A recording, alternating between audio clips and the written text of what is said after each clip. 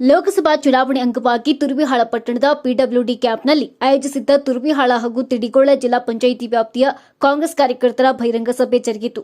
ಸಭೆಯನ್ನ ಉದ್ದೇಶಿಸಿ ಮಾತನಾಡಿದ ಶಾಸಕ ಆರ್ ಬಸನಗೌಡ, ತುರ್ವಿಹಾಳ ಚುನಾವಣೆ ಸಂದರ್ಭದಲ್ಲಿ ಅನೇಕ ಭರವಸೆಗಳನ್ನು ನೀಡಿ ಅನುಷ್ಠಾನಕ್ಕೆ ಬರಲಾಗದಂತಹ ಭರವಸೆಗಳು ಇಂದಿಗೂ ಉಳಿದಿದೆ.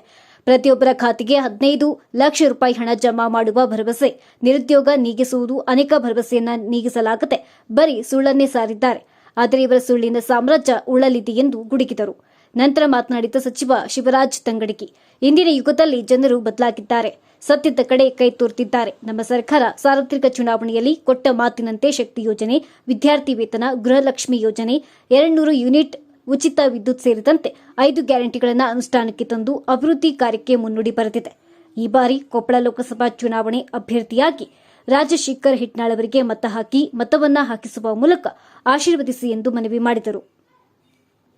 ಈ ಸಂದರ್ಭದಲ್ಲಿ ಕೆಪಿಸಿಸಿ ಎಸ್ಟಿ ಘಟಕದ ರಾಜ್ಯ ಪ್ರಧಾನ ಕಾರ್ಯದರ್ಶಿ ಸಿದ್ದನಗೌಡ, ತುರ್ವಿಹಾಳ ಹಾಗೂ ವಿವಿಧ ಸಮಾಜ ಹಿರಿಯ ಮುಖಂಡರಿಂದ ರಾಜಶೇಖರ್ ಹಿಟ್ನಾಳ್ ಮತ್ತು ಸಂಗಣ್ಣ ಕರಡಿ ಅವರಿಗೆ ಸನ್ಮಾನಿಸಲಾಯಿತು. ಇದೆಲ್ಲ ಆದ್ಮೇಲೆ ಈ ಬಿಜೆಪಿ ಮಿತ್ರರು ಇನ್ನೂ ಸಾಧ್ಯ ಇದ್ದಷ್ಟು ಸುಳ್ಳು ಹೇಳ್ಕೊಂತ ಹೊರಟರು. ಏನಂದ್ರೆ 2ನೇ ಸತಿ ಬೇರೆ ಗೆಲ್ಲಿಸಿಬಿಟ್ರಿ.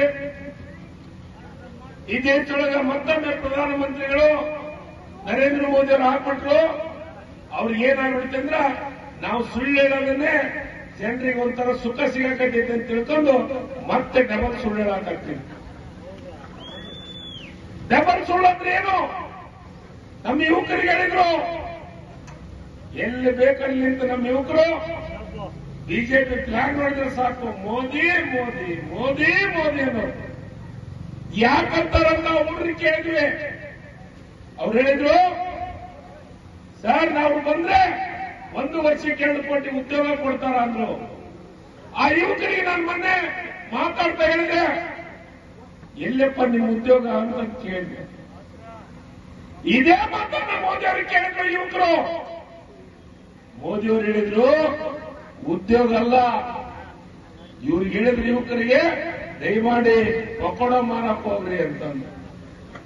ಪಕೋಡ ಅಂದ್ರೆ ಗೊತ್ತಾಗುತ್ತೆ, ಮಿರ್ಚಿ ಬಜ್ಜಿ ಮಾರಕ್ ಹೋಗ್ರಿ ಅಂತ ಹೇಳಿದ್ರು. ಅದಕ್ಕೆ ಈ ಸದ್ಯ ಉದ್ಯೋಗ ನಮ್ಮ ಯುವಕರು ಸ್ವಲ್ಪ ಬುದ್ಧಿವಂತರಾಗಿದ್ದಾರೆ ಅಂತ ನಾನು ತಿಳ್ಕೊಂಡಿದ್ದೀನಿ. ನಾನು ಮೊನ್ನೆ ಮಾತಾಡ್ತಾ ಒಂದು ಕಾರ್ಯಕ್ರಮದೊಳಗೆ ಹೇಳಿದಕ್ಕೆ ಬಿಜೆಪಿ ಎಲ್ಲರಿಗೂ ಎಲ್ಬೇಕಲ್ಲೇ ಬ್ಯಾಡಿಗೆ ಮೆಣಸಿನಕಾಯಿ ಕಡ್ದಂಗಾಗಿತ್ತು.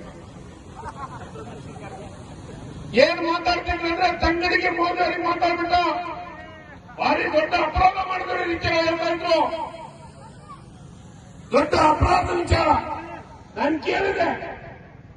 ಇಲ್ಲಿಯ ಸಂಸದರು, ಮಾಜಿ ಸಂಸದರು ಸನ್ಮಾನ್ಯ ವಿರೂಪಾಕ್ಷಪ್ಪ ಸಾಹೇಬ್ ಯಾವುದೋ ಒಂದು ಕಾರ್ಯಕ್ರಮದಲ್ಲಿ ಮಾತಾಡಿದ್ರು.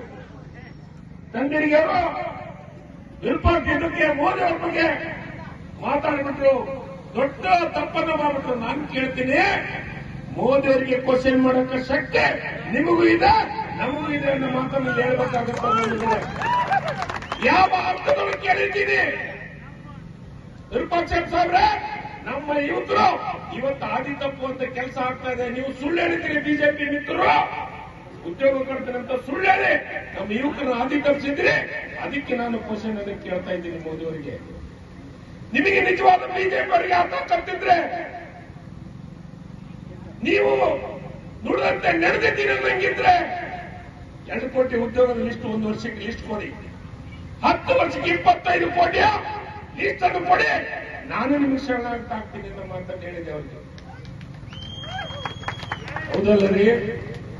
ಇಷ್ಟೆಲ್ಲ ಸುಳ್ಳು ಹೇಳಿ 10 ವರ್ಷ ಸುಳ್ಳು ಹೇಳಿದವ್ರನ್ನು ಇನ್ನೂ ಕೇಳ್ತೀರಾ? ಅವರೇ ಮಾತು ಕೇಳ್ತೀರಾ? ನೋಡಿ, ನಾವು 9 ತಿಂಗಳ ಹಿಂದೆ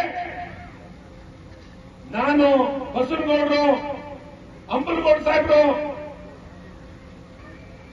ಅಮರೇಗೌಡ ಸಾಹೇಬರು ಪ್ರತಿ ಜಿಲ್ಲಾದೊಳಗೆ, ಪ್ರತಿ ನಮ್ಮ ವಿಧಾನಸಭಾ ಕ್ಷೇತ್ರದಾಗ ಪ್ರತಿ ಒಂದು ಊರಿಗೆ ಬಂದು ಹೇಳಿದ್ವಿ, ನಮ್ಮನ್ನ ಗೆಲ್ಲಿಸಿ 5 ವರ್ಷದೊಳಗ 5 ಗ್ಯಾರಂಟಿಯನ್ನ ಲೋಕಸಭಾ ಚುನಾವಣೆ ಮುಂಚಿತ ನಿಮ್ಮ ಮನೆಗೆ ಬಂದು ನಿಮ್ಮ ಅಕೌಂಟಿಗೆ ಹಾಕುವಂತ ಕೆಲಸವನ್ನು ಮಾಡ್ತೀವಿ ಅಂತ ಅವತ್ತ 1 ವರ್ಷದಿಂದ ನಾವು ಮತ್ತೊಮ್ಮೆ ಹೇಳಿದ್ವಿ. ಇವತ್ತ 1 ವರ್ಷ ಲೋಕಸಭಾ ಚುನಾವಣೆ ಬರಕಿನ ಮುಂಚಿತ ನಿಮ್ಮ ಅಕೌಂಟಿಗೆ ನಾವೇನು 5 ಗ್ಯಾರಂಟಿಯನ್ನು ಮನೆ ಮನೆಗೆ ಹೇಳಿ ಬಂದಿದ್ವಿ, ಇವತ್ತು 5 ಗ್ಯಾರಂಟಿಯನ್ನು ನಿಮ್ಮ ಮನೆಗೆ ಕೊಟ್ಟು ಮತ್ತೆ ನಾವು ಲೋಕಸಭಾ ಚುನಾವಣೆಗೆ ಬಂದಿದ್ದೀವಿ. ಅವತ್ತು ನಮ್ಮ ತಾಯಂದ್ರಿಗೆ ಹೇಳಿದ್ವಿ, ಶಕ್ತಿ ಯೋಜನೆ ಹೆಣ್ಮಕ್ಳ ಒಂದು ದೊಡ್ಡ ಶಕ್ತಿ.